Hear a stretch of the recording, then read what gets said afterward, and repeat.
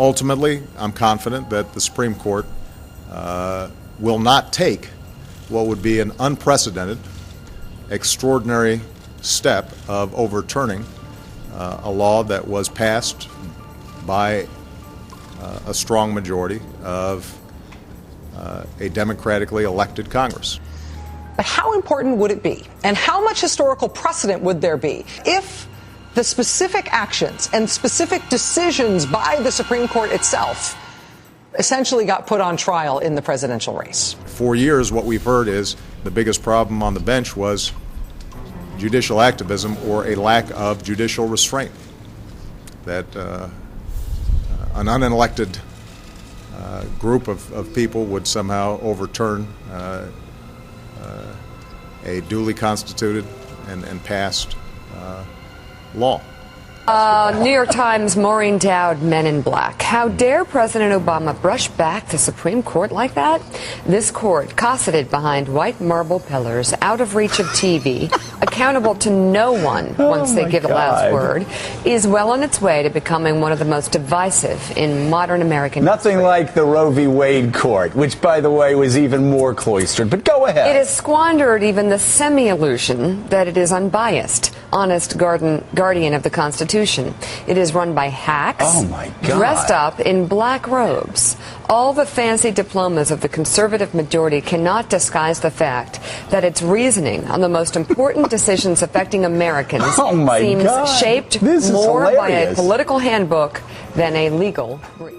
The Constitution reflected an enormous blind spot in this culture that carries on until this day. I think it is an imperfect document, and I think it is a document that reflects some deep flaws in American culture. It also reflected the fundamental flaw of this country that continues to this day. We have the oldest written constitution of any democracy in the world. But I think, it is not sacrosanct, and it is a good idea to think about what shouldn't have been done in the first place. Now, it's a simple theory. And we have to admit, it's one that speaks to our rugged individualism and our healthy skepticism of too much government. That's in America's DNA. And that theory fits well on a bumper sticker. But here's the problem. It doesn't work. It has never worked. In my lifetime, I don't believe it's ever come up in this fundamental way. I mean, questioning the validity of capitalism. Well, the free enterprise is being debated. Bain Capital is what modern American capitalism looks like. And if you don't like Bain Capital, then you have issues with modern American capitalism. And you know what? It turns out a lot of voters do have a lot of issues with modern American capitalism. America is no longer what it could be, what it once was. George Washington never said the Pledge of Allegiance. He wasn't even born in the U.S. So, what was he hiding?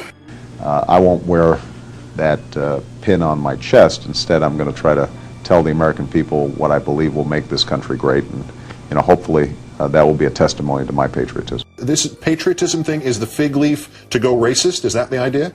It must be. Wonderful man there, Reverend Wright. Right, and who was my pastor. And he is a wonderful man. The government gives them the drugs, builds bigger prisons, passes a 3-strike law, and then wants us to sing God Bless America? No, no, no. Not God Bless America. God damn America. That's in the Bible for killing innocent people. I would not repudiate the man. As I said, this is somebody who I have known for 17 years. Help bring me to Jesus and help bring me to church.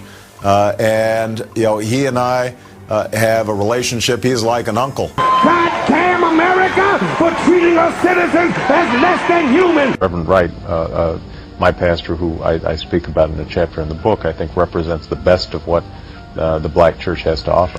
Rick Perry has inferred that President Obama doesn't love America. Is there an element of racism in that comment, in your opinion? What do you think? Absolutely. I think you made it very explicit, Ed.